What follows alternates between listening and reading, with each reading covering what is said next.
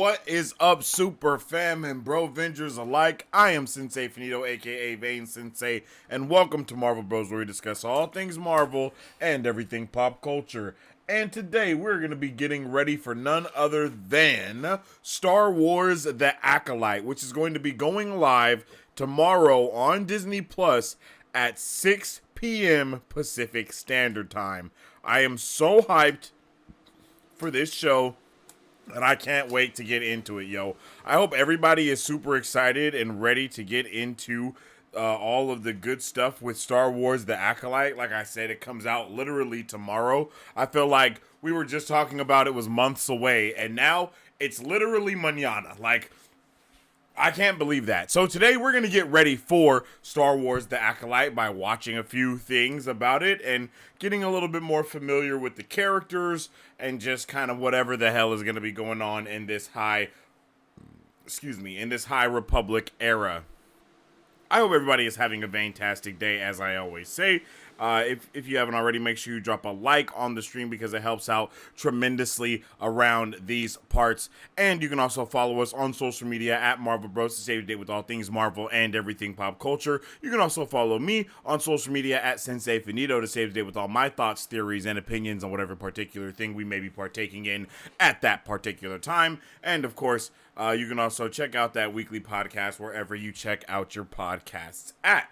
Okay, now, I am super excited to get into this show, man. Like, this show tomorrow is going to be a banger if it won't be anything else. Star Wars The Acolyte has been, like, it's been something that I've been looking forward to ever since they announced it years ago. Like, it feels like it's been years since that movie was announced. It's insane. I mean, since the show was announced, along with a whole bunch of other things over there at Disney Plus. And we've got some of them, and we have not got some of them. So I'm hoping that this show is a banger, especially within all of the things that, you know, like with all the stuff that's gone on with Star Wars, especially with like Ahsoka, and that definitely left a bad taste in some people's mouth, you know, with the whole, like, Star Wars hasn't been as grandiose, I guess you could say, as like it was in like the sequel trilogy and in the Clone Wars and any of the animations, right?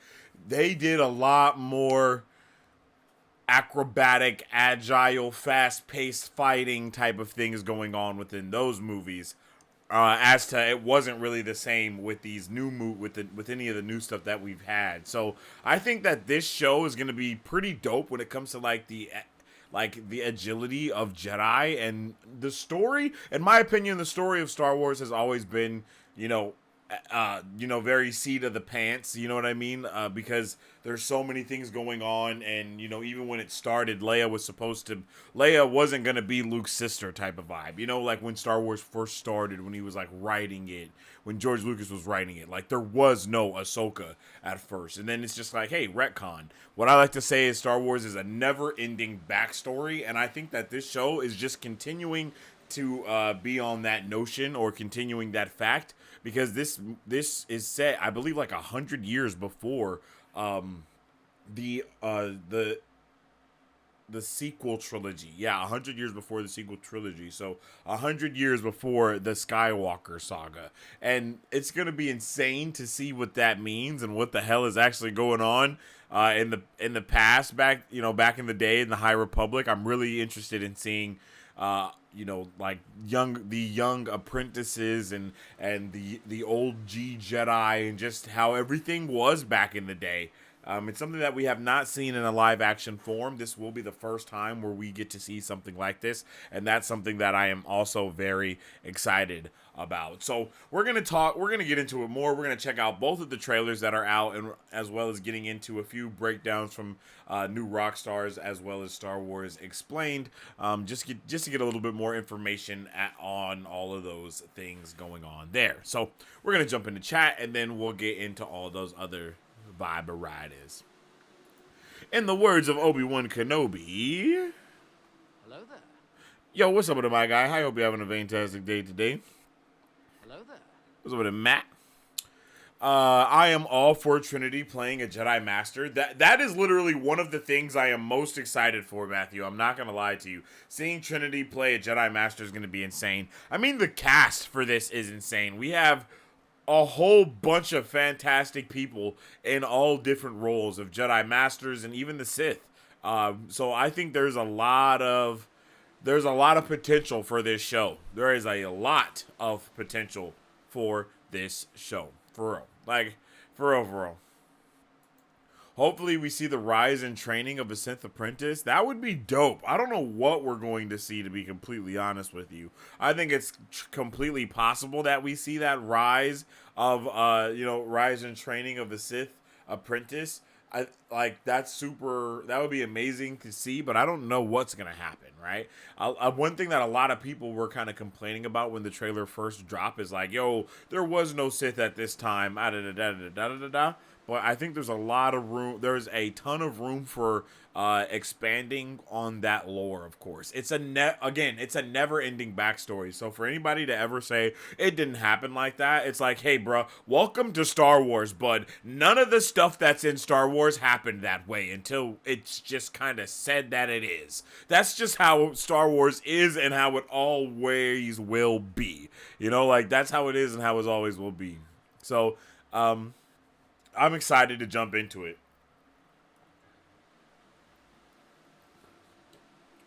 So let's check out this trailer. Let's check out the trailer for Star Wars. And then we'll talk about it even more. And like I said, right, this show is coming out tomorrow at 6 p.m. Pacific Standard Time. So you guys already know that we're going to be doing our watch party and review. So make sure you tune in. Tune in for that mañana. Let's put that over there. That's what the issue is. Boom.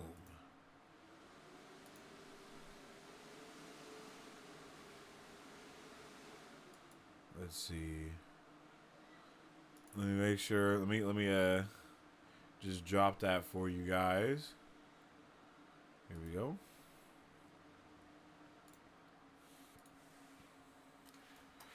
Tomorrow at 5:30, we'll be going live. What in the what? Why did it just paste that 30 times? What's going on? Oh. Oh, I see. Let's close that. Let's close that. And leave this one open. Boom. There we go.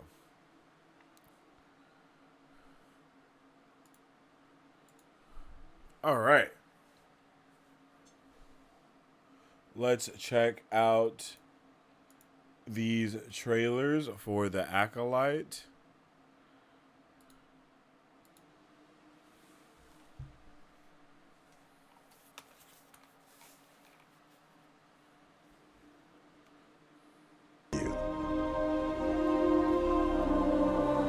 We must not trust them.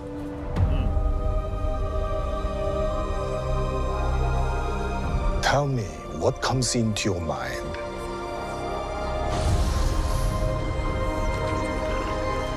Life. Balance. I see fire.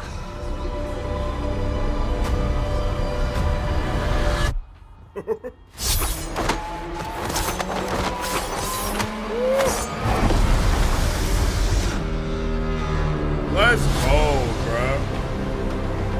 Someone is killing Jedi. It doesn't make sense.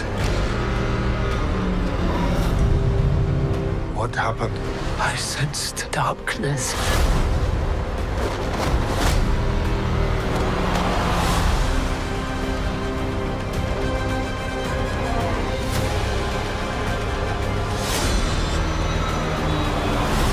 This isn't about good or bad.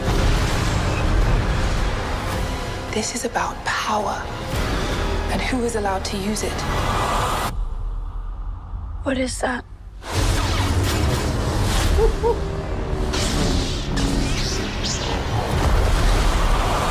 Bruh, we're about to be cooking. Oh my goodness, we're about to be cooking so hard. Bruh, that was beautiful. Last night, Like, The look Jedi at was this. murdered.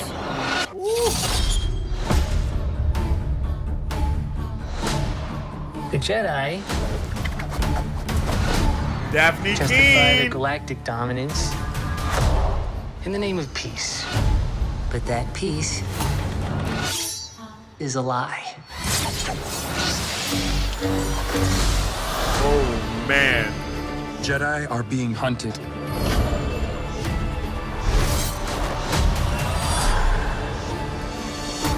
She was my student. I trained her. Let me be the one to bring her in.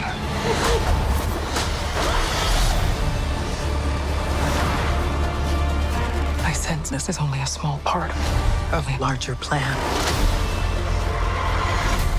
Some sort of shift to tip the scales.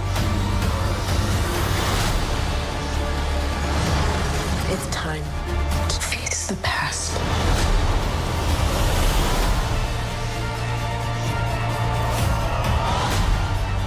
Destiny is not decided for you by an anonymous force.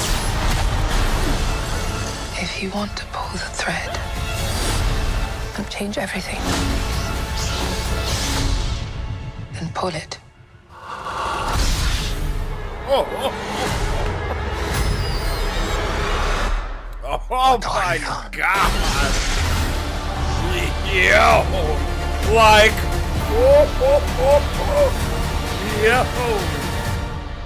We are so not ready. We are so not ready for tomorrow. Excuse me. What better way to let us know that, right? Like, bro, this is gonna be insane when we get into this. This is shaping up to be, I'm not gonna lie, this is shaping up to look fantastic on an epic scale. Let's slow that down. And yo, Star Wars The Acolyte is releasing tomorrow, and I just want to say that I think this is going to be amazing. Now, I might just be putting my foot in my mouth, and I might have to eat my words on this, but every single show that we have seen come out from Disney Plus has gotten progressively, better in different ways each time we go along, right? Like, it's like we like this, but we don't like that. We like this, but we don't like that. Or they give us this and then they don't give us that. Like, every step of the way we've been kind of teased about what's going on. So I really feel like we're in a perfect spot with this show to not have to rely too heavily on any overwhelming canon for like the general like audiences by any means, but we also get to explore a new era of Star Wars that may be even connecting to the future of Star Wars at the same time, because all the stuff that they were hinting at in Ahsoka, it might be something from very ancient past that we don't know about. So we might like be kind of circling into the Ahsoka lore that we were getting and mixing it with kind of what we're understanding here, so we can have a better understanding of not just the Jedi and the Sith, but the ancient lore that these things were really based off of in this universe, right? Because it's not just the Jedi and the Sith. Like, everything goes back a lot deeper than that, especially when the father, the daughter, and the son were introduced in Clone Wars. They did a huge job to try and kind of circle all of that together with the light and the dark side and balance and all of the things. They tried very hard to do it. Did they do it successfully? That's something that I think we can all beg to differ about, but they did it nonetheless. So going into this show with the open mind, and just being ready for awesomeness, high expectations and an open mind, as I always say, I think that's the best way to go into this show, and that's the way that I'm going into it. So I hope you guys will be going into this the same way, and let me know if you guys are excited about it. Man, I cannot stress this enough. This show will be magnificent. This show should be magnificent. I guess that's the best thing I should say is it should be magnificent. They have everything set up that they need to. Unlimited power, bro. Like everything is there. Literally, every ounce of what we need it to be is what it is at this moment. So let's just hope that it doesn't like decrease in quality somehow when we watch it. I mean, even looking at Boba Fett, right? With going from that trailer to the show, it was like, wait, is this the same thing?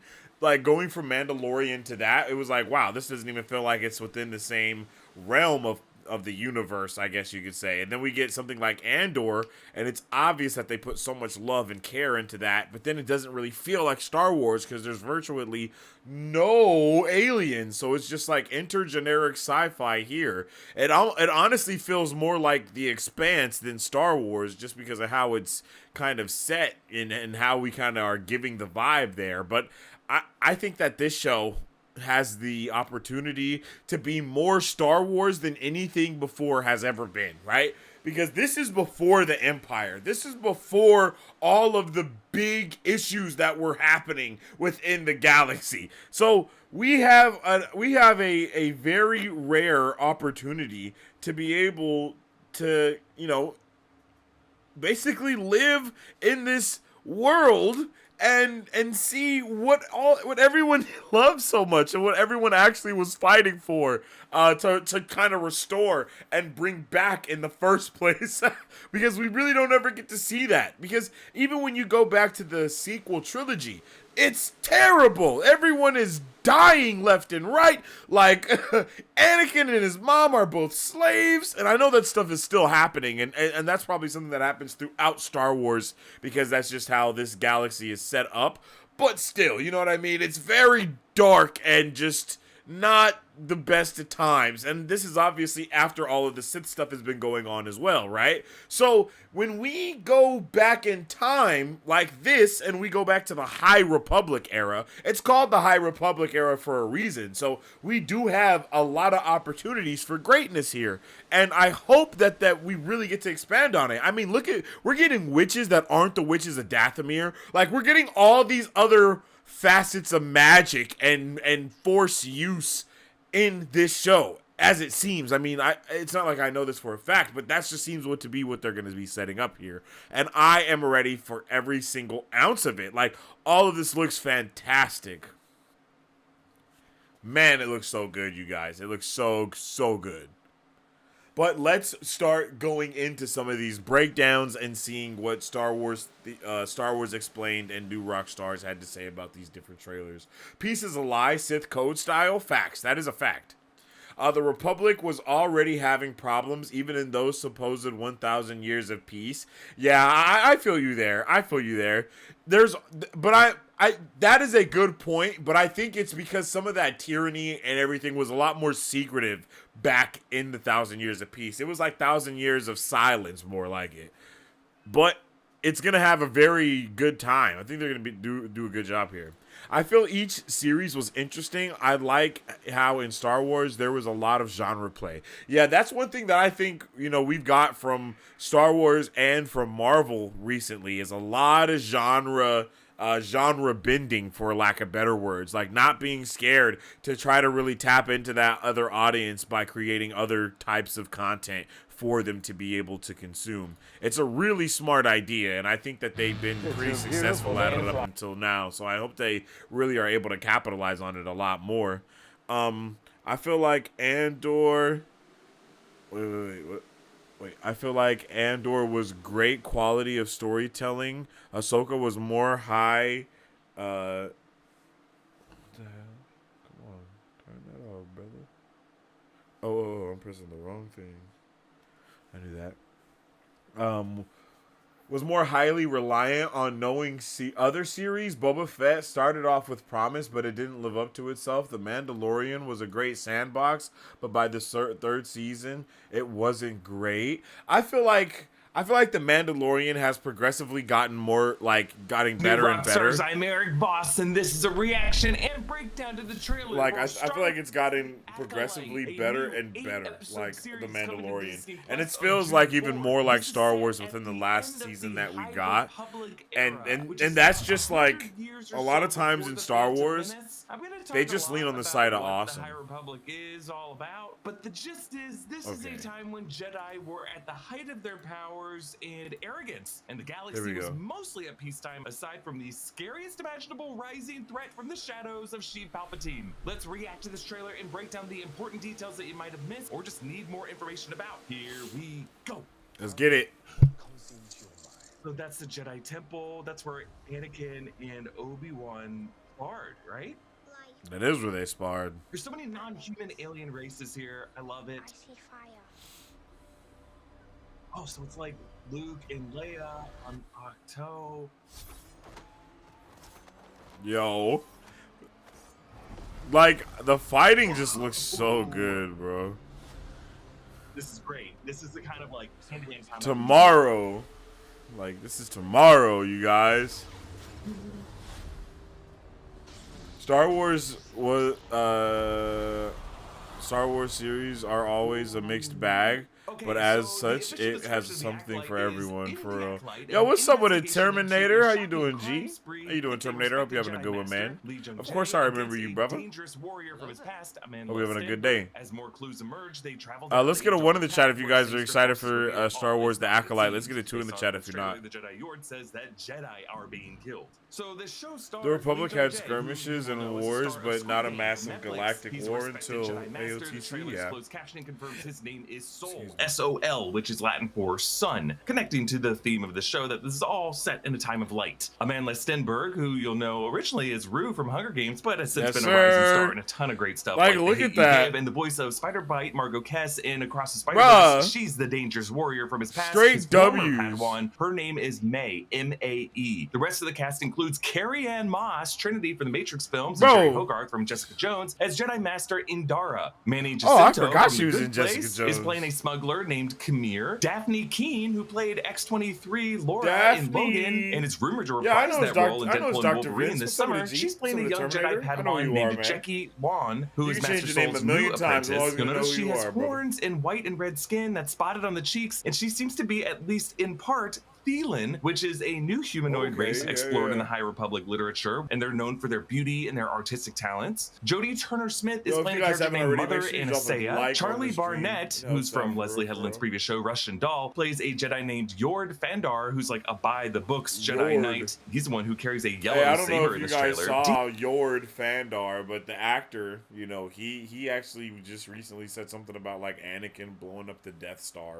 And Charles Chapman, who played Tommen Baratheon in Season 5 and Season 6 of Game of Thrones, seems to be playing some other young Jedi on the show. Margarita Oliveira is also in this cast, and Junis Suatamo plays Kel Naka, a Wookiee Jedi Master. And Rebecca Henderson is playing an older version of Vernestra Rwoh, a very popular Jedi character from the High Republic literature. So this show is created by Leslie Headland, best known for creating Russian Doll on Netflix, and she pitched this Star Wars show as a story of Star Wars through the eyes of the villain, and it just seems like Stenberg's character is going to be that villain, or at least an anti-hero. So the High Republic is an era of Star Wars history set about 500 years before the Battle of Yavin, lasting until about 100 years or so before the Battle of Yavin. We are at the end of that era. This show is going to explore how the High Republic came to an end, and it might show us how Darth Sidious murdered and usurped Darth Plagueis the Wise from Palpatine's anecdote in Revenge of the Sith. So at this point in history, the Jedi are at the height of their powers. The Sith have been vanquished, and they're believed to have been extinct. You may remember Ki-Adi-Mundi in the prequels saying the Sith have been gone for millennia. But other Jedi suspect that the Sith are living on, and they're familiar with the Sith rule of two, and that is what is happening right now. The Sith do exist just two at a time. But there is no empire. The Republic is mostly at peacetime, but the Outer Rim at this point in history is mostly uncharted frontier, which makes things like piracy and hyperspace lane charting very big issues. But I have to imagine at the end of the High Republic era, a lot of those hyperspace lanes will have been charted out.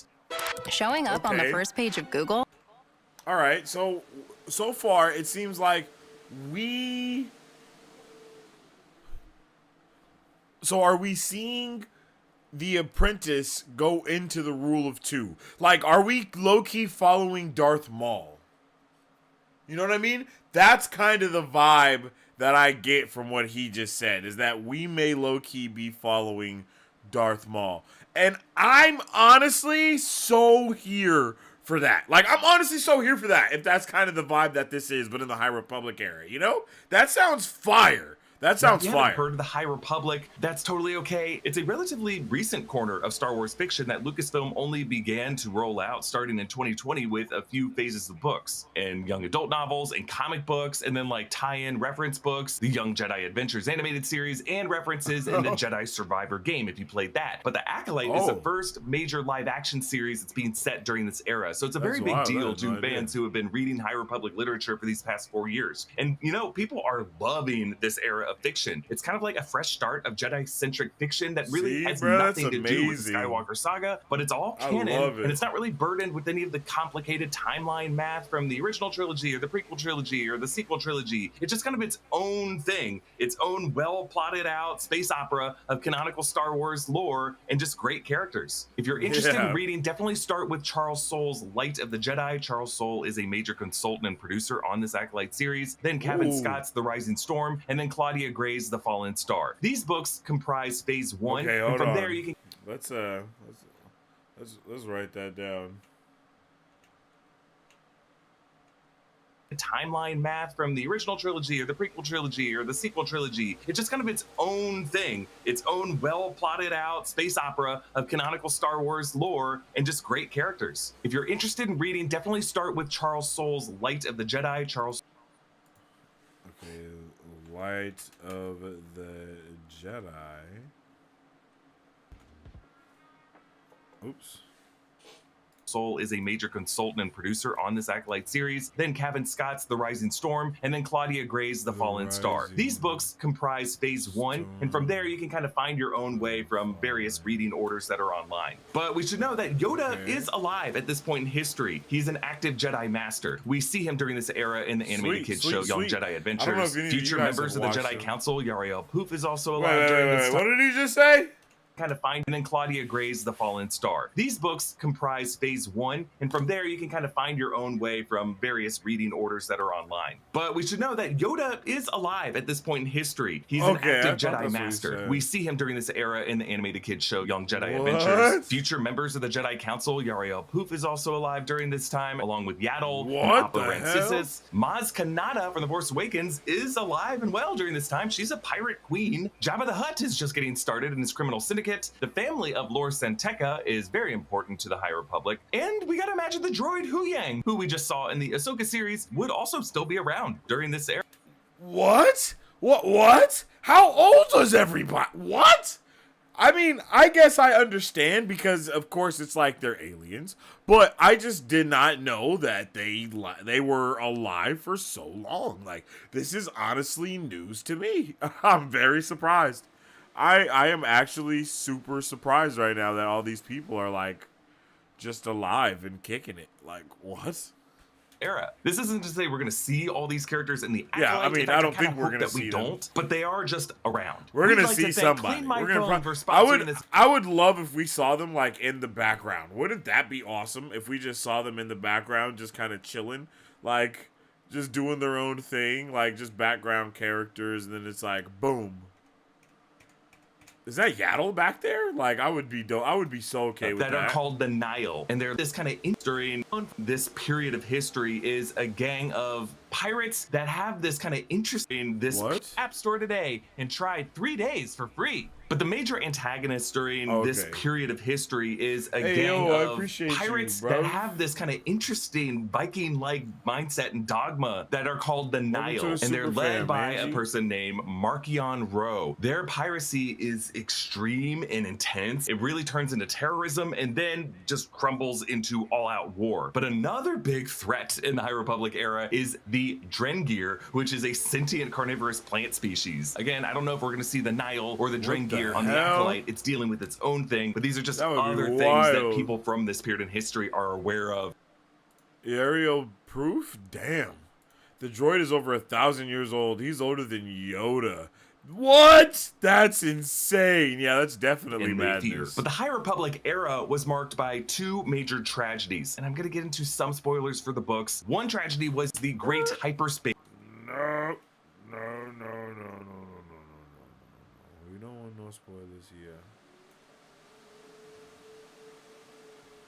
Several new characters that are introduced during this era, but a favorite is Vernestra Rowe, aka Vern, but she hates that name. She's a Mary Allen Jedi Knight, Padawan to Jedi Master Stellan Gios, and Rebecca Henderson will be playing Vern in The Acolyte. She's a bit older than when we followed her in the Fallen Star book, but Mary Allens are the near-human tattoo-faced race of Luminara Unduli and her Padawan. Oh, I didn't know that. That's in this awesome. trailer, Jedi Master Soul leads this meditation exercise with the younglings in the Jedi Temple on Coruscant. The Coruscant skyline does look a little less developed than the way it looked during the Clone Wars era. Bear in mind that the era of Star Wars we are going to be seeing in the show will be even more pristine and opulent than it looked like in Phantom Menace. The Star Wars that we're used to in the original trilogy has the lived-in look as well as the cold and brutalist. That's what I was talking about but too. in this, we're going to see a version of Star Wars that's also just more elemental, more connected with nature. Like we may see Jedha before it was in ruins. We hear Master Soul warning these younglings, your eyes can deceive you. This sleepy-looking youngling is a species known as a Tarsunt from the planet Tarsunt. Other Tarsunts we know in Star Wars include Senator Calandris in the Galactic Republic from the Obi-Wan and Anakin comics, and Lennever Villacham from the New Republic era we saw in The Force Awakens when Starkiller Base completely nuked Hosnian Prime. And he asked them what images come to their mind, and the Hermiones in this group are like life and balance, which parallels the old school training that Luke put Rey through in Octu in The Last Jedi, and this right here is that old school. The weird off-the-book teachings that Luke rediscovered used to be directly from the textbook during this era. And then the youngling that I think is the young version of May says, I see fire. And Master Soul is like, I'm gonna have to keep an eye on that one. But this could be gotta have to watch she you, really is the girl. only Jedi during this era who can foresee how the High Republic will fall. And again, the thing in this trailer is an increased mix of non-human alien races, and it's just really cool to see. Yord says that someone is killing Jedi, and that doesn't make sense. And it wouldn't make sense because Yord again, Jedi are at the height of their powers. No one touches them. Real. This would be terrifying to them that they would be even targeted. Now, at about 55 seconds in, we see a lineup of Jedi looking out over this foresty chasm, and in the lower right is one of the Keldor race, which could be Plo Koon. In Legends, Plo Koon lived to age like 385, so he could be here in the show as a younger Jedi. We love Plo Koon because he played a huge role in discovering Ahsoka Tano. That would be amazing. But showrunner Leslie Headland has questioned the whole... All right, I would be so down for that to be Plo Koon, bro, because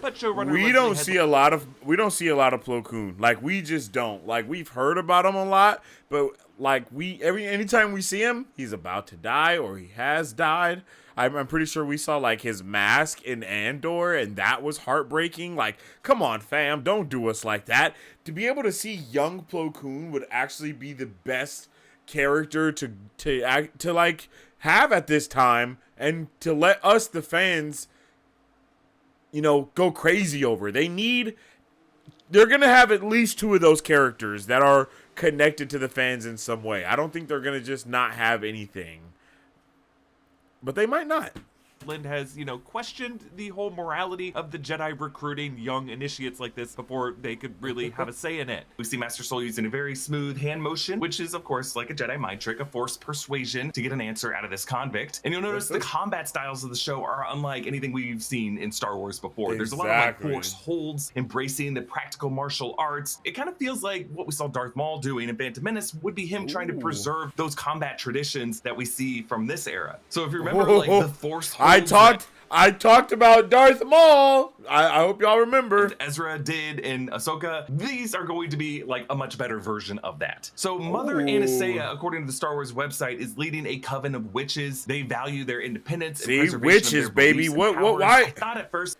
I can't believe we're getting more witches. Like, isn't that insane that we're about to get more witches when we were just doing witches in Ahsoka? That is not a mistake. They are connecting the past and the future right now. So this like, could they are be doing it a group really connected good. to the Path of the Open Hand, which in the High Republic literature was an extremist missionary order and cult led by Alicia Zeveron, also known as the Mother, who claimed to be a prophet. They believe that no one should use the Force, especially the Jedi Order. We do hear Anastasia saying this isn't about good or bad, it's about power and who is allowed to use it. But I think my favorite shot is May on this coastline looking up at this mystery figure on the rocks who's reflected in a pool of water below. I don't don't know if it's the same setting, but it does remind me of Ahch-To. That is where the Jedi Order was founded, and it could be a place that gets revisited on this series. Then we see a red lightsaber slicing through the trees, and then Master Soul leads this group of Jedi who ignite their sabers, colors including blue and green and yellow. And again, this lightsaber shot was a lot cooler in the Celebration trailer from last year. This kind of just focuses on their like charge, but they are pushed back in a blast of red soil. So who is attacking them? Who's carrying this red lightsaber? Again, the Sith Order is not active at this point in history, but they're not completely extinct. That's just what many Jedi believe. So it could be a Sith that doesn't contradict anything Ki-Adi-Mundi said, or it could just be a different dark side practitioner who just doesn't identify as a Sith. I'm telling you, if this is Darth Plagueis the Wise, none of these Jedi are gonna survive. Now the poster of the show is awesome. It's a blood-soaked lightsaber hilt dragging a trail of blood that looks like a lightsaber beam with the tagline, "In an age of light, a darkness rises." Now I tweeted my hope that maybe lightsabers on the show might not fully cauterize wounds on impact and leave people bleeding, but we know from other things in the High Republic that they do cauterize wounds as always. But we are gonna see other weapons used, like, you know, just simple knives and daggers. So hopefully we do see some blood on this show. Let me know what you are most excited about for the Acolyte. Subscribe to New Rockstars for breakdown.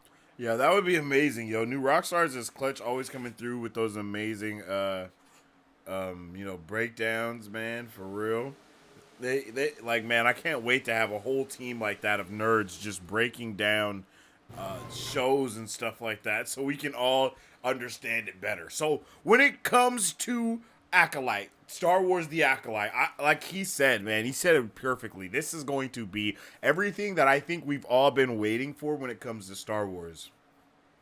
The thing that really sucks for me about Star Wars is I want Star Wars to move forward so bad. I want to get past all the things that we've been going through, because when it comes to like the movies and the era that we're in, like, it makes sense that no one can use a lightsaber like the correct way, or no one really knows how to do the Force. There's no Jedi teachers at all. They're all dead. So what we've learned from Ahsoka is that everyone has been Boken Jedi up until this point.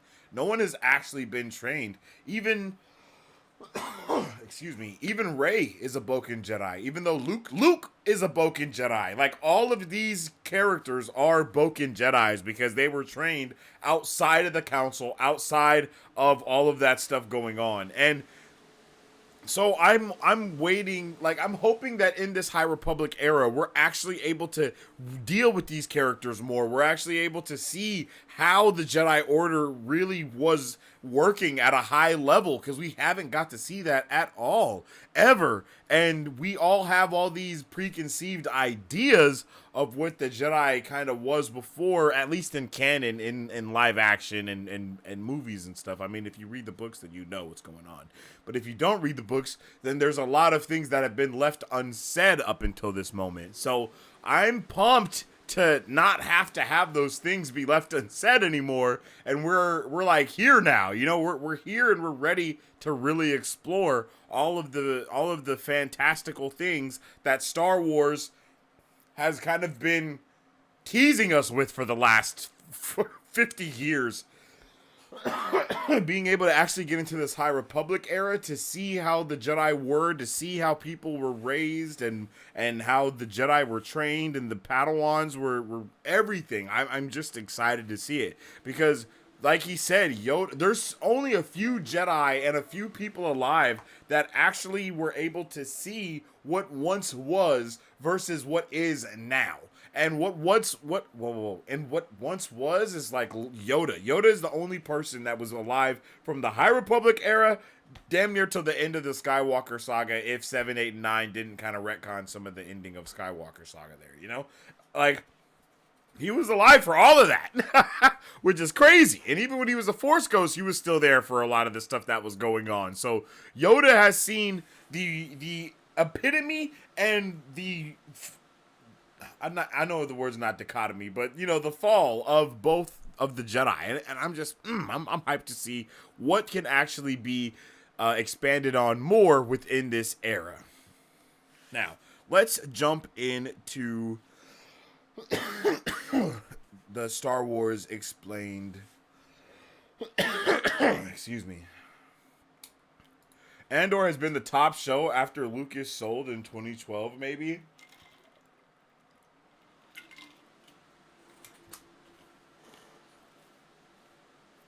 I like Andor a lot, and I agree. Andor was like fantastic. It's just that we definitely we missed out on some Star Wars vibes with Andor. And I think that The Mandalorian capitalized on a lot of those Andor vibes in the most recent season, but there's just a lot of hate around The Mandalorian, and I think I need to go ahead and give it a rewatch because the hate around it is just so intense, and I'm not sure why the hate is so intense like around The Mandalorian. I think Mandalorian, I said this already, but Mando leans on the side of awesome. And that is something that should always be done. You should always lean on the side of awesome. Things should always make sense, and things should rarely be like, things shouldn't retcon stuff. But George Lucas has quite literally, and listen to me closely, he has quite literally never gave a fuck about canonicity ever when it came to Star Wars. Like, he's never really cared about it. Like, it kind of goes out of the window for the sake of awesomeness, okay? Like, he cares about canon. Lucasfilms cares about canon, but I feel like that's something that they very much respect. Like, even though people don't like Disney and they don't like Kathleen Kennedy, and I understand all the things, and I do believe that there's a lot of things that have went wrong with the sequel trilogy. Like, for real, like, I think a lot of things went wrong. It touched too many hands were in the kitchen on that one. Too many chefs in the kitchen for sure. But nonetheless, right, they lean on the side of awesome for a lot of things. Like, a lot of things are leaning on the side of awesome. And it's just that the awesome things don't make sense, right? Like, was it awesome to see Palpatine, send, freaking force lightning into the sky and just attack? Like, yes, that was awesome, but it didn't make sense because of this and that, you know? It's like all of the trilogy was trying to lean on the side of lore, and then it was like, you know what, forget it. And then the last one is just all leaning on the side of awesome, which is usually also AKA fan service, right? So I feel like High Republic doesn't have to lean on fan service. It doesn't have to have a crutch of any kind. It can actually capitalize on the lore that we all don't know really anything about. We only know the lore in existence in we only know about the lore in the instance of it being lore. Like, we haven't seen it like that yet. Unless you've played the Star Wars game and the other stuff that he was talking about that talks about the High Republic. I haven't seen any of that stuff. So for me, this is going to be kind of one of my first introductions into all of this, right? So I'm ready. It's interesting how Luke can be considered a Boken Jedi when he was trained at least partially by Obi-Wan and Yoda. Yeah, that's true, but I believe the way that I kind of interpreted the whole Boken Jedi thing is that if you are not trained as a Padawan, you are a Boken Jedi. Like, that's kind of what because think about how much training you have to go through before you become an actual Jedi. You have to be a Padawan first. So anybody that kind of skips that Padawan stage, and even if they are trained by a Jedi Master formally, they're not formally trained in the Jedi Temple, though, under other Jedi Masters that has the Jedi Council that then say that they can be passed on. Like, there's an entire side of politics when it comes to the Jedis and all that stuff, right? So if there's just one person training a Jedi and then he says, yo, you're a Jedi now, that's going against the Jedi Council, and there's not one. You know what I mean? But since there isn't one, we go back to the beginning and we start over. So it all makes sense. And I feel like every Jedi after Obi-Wan and Anakin, really after Anakin,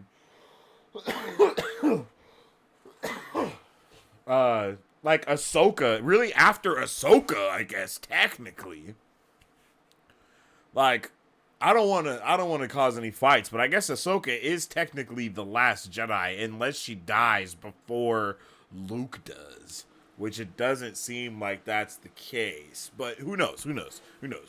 She might. But if she's still alive, then, you know, the whole last Jedi thing, no, she's not a Jedi though. Never mind. She denounced her Jedi ways a long time ago. I apologize. I'm talking out my ass. Palpatine's power made so much sense. He was always immensely powerful. Hell, even his resurrection happened in Legends and the Dark Empire comic. Yeah, that's true. And again, I think that's kind of the leaning on the side of awesome vibe, though. It's interesting, too, as the Order wasn't always centralized as the temple on Coruscant, and some masters did train their apprentices like this, at least in Legends. Yeah, Legends is not a good place to kind of go off of Star Wars canon anymore. It's unfortunate. But let's dive into this. The Acolyte is almost here. It's the first live-action Star Wars story set outside of the Skywalker saga. Let's go! That being the case, you might have some questions about the new series, so here is everything you need to know before watching.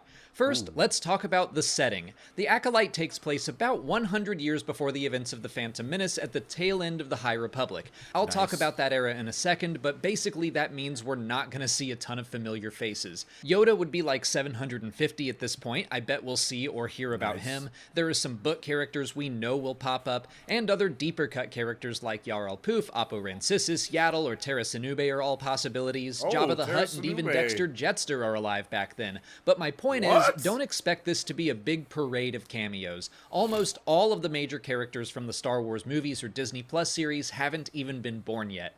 So what is the High Republic era? It's a part of the Star Wars timeline that starts about 500 years before the prequel films and lasts for about 4 centuries. It's seen as a golden age for the Republic and the Jedi Order, who are both at the height of their power and idealism. The Sith are thought to be extinct for this entire time, having been nearly wiped out at the end of the Sith Wars, which all happened about a millennium before the Phantom Menace. The galaxy is largely at peace, but there is still smaller planetary conflicts, and a group of marauders called the Nihil cause some major trouble in one corner of the galaxy, but there aren't any galactic wars like the Sith or Clone Wars. Basically, think of this as a time of peace, where the Republic isn't as corrupt and the Jedi aren't as dogmatic. But since this is at the end of the High Republic, we'll probably see that stuff beginning to take shape. So far, the story of the High Republic era has been told in books and comics. In my opinion, they are great. I love reading these stories. But is it important for you to read these books before the series? Not at all. The publishing initiative is set another 100 years before the Acolyte. Those Nihil Marauders are the main threat, and I think they will be dealt with well before the events of the Acolyte. I hope book readers will be rewarded with little bits of fan service. We know one book character will be in the series, and I'll talk about her soon. I wouldn't be surprised to hear references to the Nihil or the problems they caused, but you certainly don't have any required reading to do before the Acolyte starts. My hope is that the series gets more people interested in reading about this specific era of Star Wars. Okay, I think that's enough setting the stage, so who and what is this series actually about? I got so frustrated with ads on YouTube. He is doing the damn thing right now. Like, I am understanding everything that's going on. Like, if you guys have not seen Star Wars Explained before, you definitely should tap in with it. He got an awesome channel. Him and his wife, girlfriend, fiance. They make, Star Wars videos, and it's awesome. It's super awesome. So definitely go tap in with them. We're not done with the video. I was just giving them a shout out while this little ad played. The Acolyte is a mystery this series actually about. The official synopsis states, The Acolyte is a mystery thriller that will take viewers into a galaxy of shadowy secrets and emerging dark side powers in the final days of the High Republic era. A former Padawan reunites with her Jedi Master to investigate a series of crimes, but the forces they confront are more sinister than they ever anticipated. From the trailers, it would appear that a character named May is the former Padawan of Jedi Master Sol. May seems to be murdering Jedi, and Sol teams up with some other Jedi to bring her in. But I think there will be far more to this story, which I'll address later on. Showrunner Leslie Headland has said, whatever you think The Acolyte is, it's not that. The show is an onion. Each episode peels away to reveal something else. Basically, this is going to be a series that's probably best enjoyed as it unravels and not from watching videos like this. The Acolyte will certainly tell you everything you need to know while you watch it.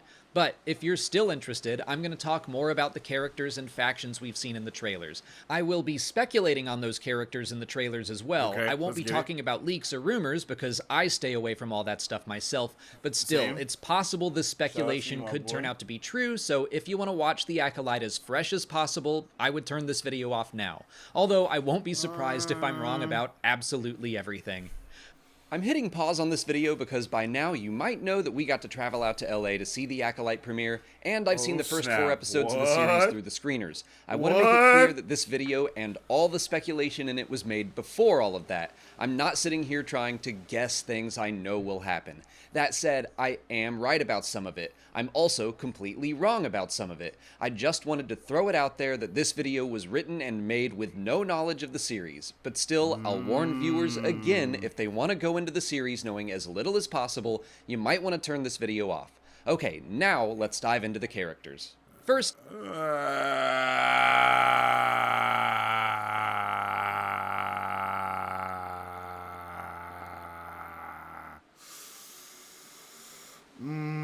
what should we do?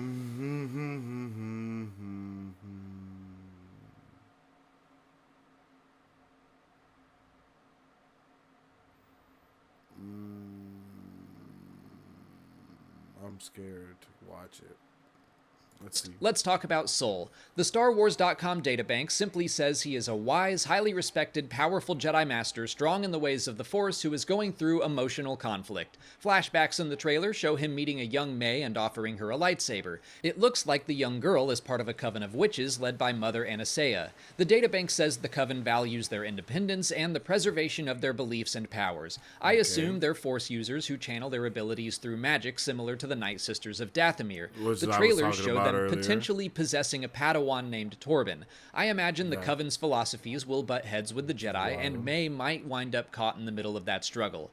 2 other Jedi are present for Sol and May's meeting, Indara and Kelnaka. I'm kind of expecting something bad to happen during this confrontation beyond just Torben being possessed. Expecting something bad to happen during this meeting. Like, tell me this doesn't give you Harry Potter vibes a little bit, right? Like, them going to get Harry, and it's about to go down, and then the dark, the dark one is there. Like, I don't know. I'm just getting some Harry Potter vibes from this scene. Like, I'm getting some, Gandalf, and look at it and just think Harry Potter. Indara and Kelnaka. I'm kind of expecting something bad to happen during this confrontation beyond just Torben being possessed. That's what I was telling you before. That's what I was just saying. Indara looks like she's standing over someone, maybe trying to heal them. I would guess she's trying to heal Torben. Whatever happens, I think it will affect these characters. For example, Kelnaka's databank entry says he is a loner who lives a solitary life in the present day. Maybe he is meditating on the past out in the woods by himself. He may have taken something called the Barash Vow, an oath of penitence some Jedi took where they stepped away from the Jedi Order to commune with the Force. Whatever Kelnaka's deal is, it's interesting to see a Wookiee living alone. They're usually seen to be very social. Indara is cryptically described in the databank as a Jedi Master of great physical and mental skill. Not a lot to go off of there, but if I'm right about something bad happening when Sol first meets May, I think that puts a target on Indara's back. The trailers and the extended look that was shown during the Phantom Menace's re-release heavily featured a fight between Indara and May. We don't know how it ends, but I wouldn't be surprised if Indara is the first Jedi victim we see in the series. Having her played by Carrie-Anne Moss, Trinity herself elevates her in my mind as a very strong and capable fighter. I would have thought that even if I hadn't read the bare-bones databank entry. Giving the audience a recognizable face to be killed off quickly makes May a major threat. It's kind of like Tom Skerritt dying in Alien or Drew Barrymore in Scream. Killing off a major actor heightens the danger for the rest of the story. TV Tropes calls this Dead Star Walking. Producers, if you struggle finding... Dead Star Walking is crazy, yo. I hope that doesn't happen. I don't want that to happen. I thought about that being a possibility, but it's like, please let's not have that be that, because who would want that to be that? So these Jedi murders are happening, Sol is investigating, and he takes a handful of other Jedi with him.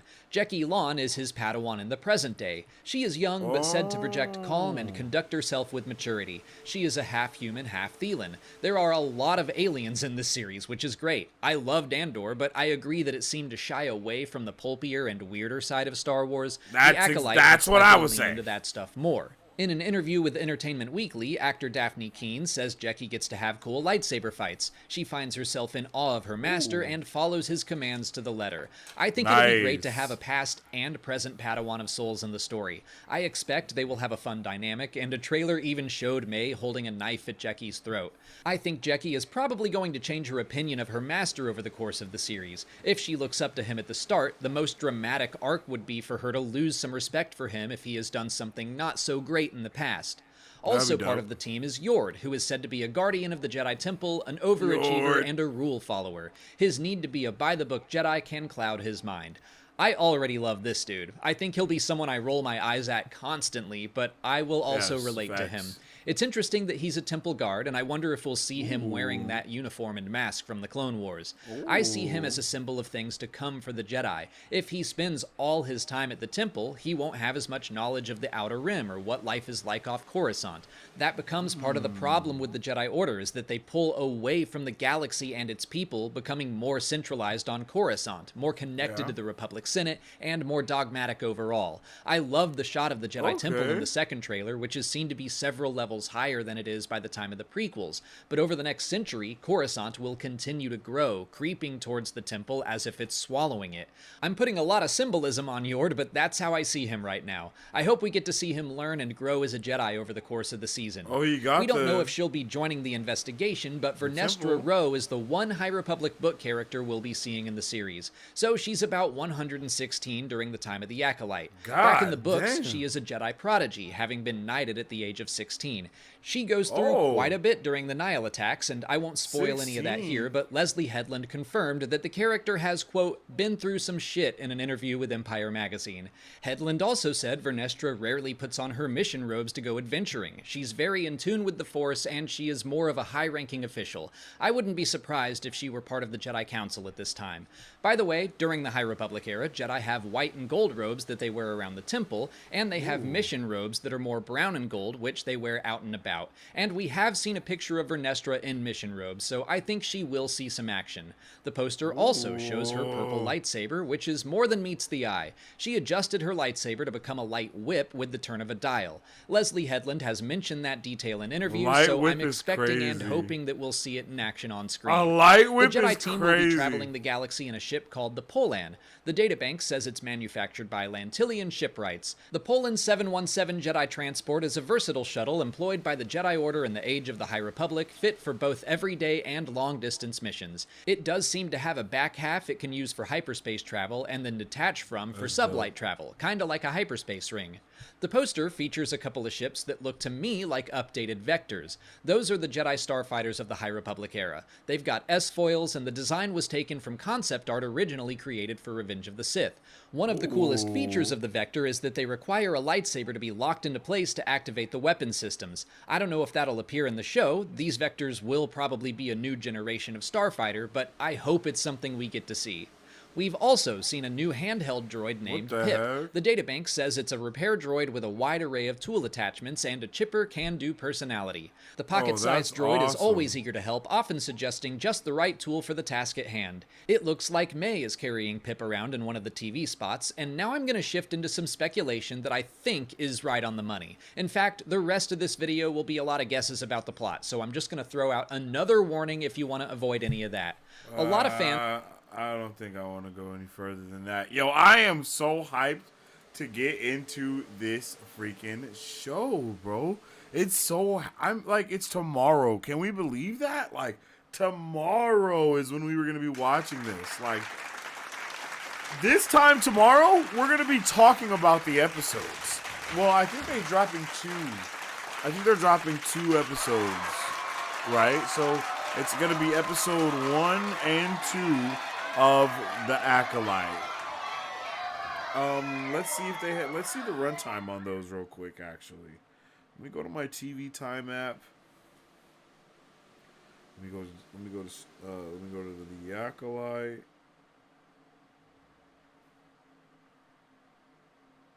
Let's go ahead and add the show episodes. Oh, it doesn't say how long it is. No. Not watched. Oh, it doesn't say how long it is. That's unfortunate. Yeah, episode 1 and episode 2 dropping tomorrow, yo. That's gonna be insane. I'm so ready. And again, at 6 o'clock, they're giving it the Ahsoka treatment as well. Ahsoka also had an early release. It's awesome to get these early release days. It just works so well for us. Because it's like, yo, we get to watch it a little bit earlier. We get to have, we get to nerd out for a little while. Like, bro, let's go. Let's go. This is going to be amazing. I'm wondering what else is going to be canonized. What else is going to be, what's going to happen here, yo? Like, it's just so much hype. It's so much hype. If we go by Tales of the Empire, I haven't seen Tales of the Empire yet, so I'm not going to read the rest of that. I thought so, too. I want Master Trinity to last a little longer. Yeah, I hope she doesn't get schmackarooskied, because I really want to see her be there for, she's a dope actor. She looks like she's really going to be pulling the whoopty Pasco. She was giving her that work in that trailer, bro. So even if she does die, I hope it's a glorious battle. I hope it's glorious. He's the High Republic equivalent of Mace Windu. Yeah, just without the dark side, I guess. Just without the dark side. The last time I heard of a light whip was from Lumaya in Legends. My guy loves Legends. I feel it. So they're canonizing that weapon too. Yeah, they're canonizing a lot of stuff. They've been canonizing a lot of Legends. And I believe that's just Filoni. Filoni's just being like, hey, let's bring all of this stuff in. Him getting that role, which a lot of people didn't think was a big deal at the time. I think it is going to be a super big deal when we continue on. Especially because we're getting all these different shows, we're getting these different movies as well, and I think it's all going to be amazing when it finally coincides with one another. Like, the Mandoverse movie is going to be fantastic. Like, that Mandoverse movie is going to be amazing, and I'm super hyped for that. I think the Rey movie is going to be pretty dope. Like, if they just lean on the side of awesome, but also respect the lore, I think that's where the balance comes in perfectly, is between awesome and lore. And if they can really make that happen, then they're going to have some gold on their hands. And I mean, they've been having gold on their hands with all the other stuff that they've been doing for a while now. So it makes sense for them to, just continue that. Like, hey, just keep doing what you were already doing, because it's been working up until now, of course. So, like, why? Like, it hasn't been working, but it can work. Because it's like, keep doing what you're doing, but just better, right? Like, do what you've been doing, but better. Because you almost have it. How many episodes did that say this was? Hold on, let me see one more time. Let me look at my TV time app. Let me look at the Acolyte. The Acolyte. 8 episodes, as usual, bro. 8 episodes. Good Lord. Tired of these 8 episodes, man. And I'm pretty sure they'll probably be about 45 minutes each. So tomorrow we're looking at about an hour and a half.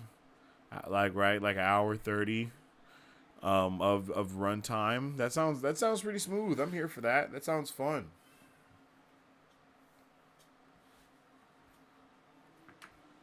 Like, for real, that sounds super fun. I think they've been doing a really good job, yo. I think they've been doing a really good job with the show. I hope it doesn't get bombarded with hate just right off the rip. That's really what I'm hoping for. I don't want the hate bombardment around this show. We've seen a lot. We've seen actors already get bullied out the wazoo for just being in these shows and just, doing what actors do and act. You know what I mean? So it's been crazy to see all the hate surrounding Star Wars, which is supposed to be, it's supposed to be so much more than that. So it kind of sucks when it just gets boiled down to such mediocre or minute things. But at the same time, you know, we do need the creators of Star Wars and these freaking big pocket companies to also not drop the ball. You know, it's like it's a two-way street. Like, the haters are gonna hate, and these freaking greedy bigwigs are gonna be greedy, and like the greedy are gonna greed, and the haters are gonna hate. So it's hard to try to find a balance in between that when you're actually someone that enjoys, you know, the lore and enjoys the storytelling. No matter how bad it might even be sometimes, you know, not everything is going to be a home run. Not everything is going to be a 10 out of 10. And honestly, nothing has really been a 10 out of 10. Things are just awesome. Things are just amazing.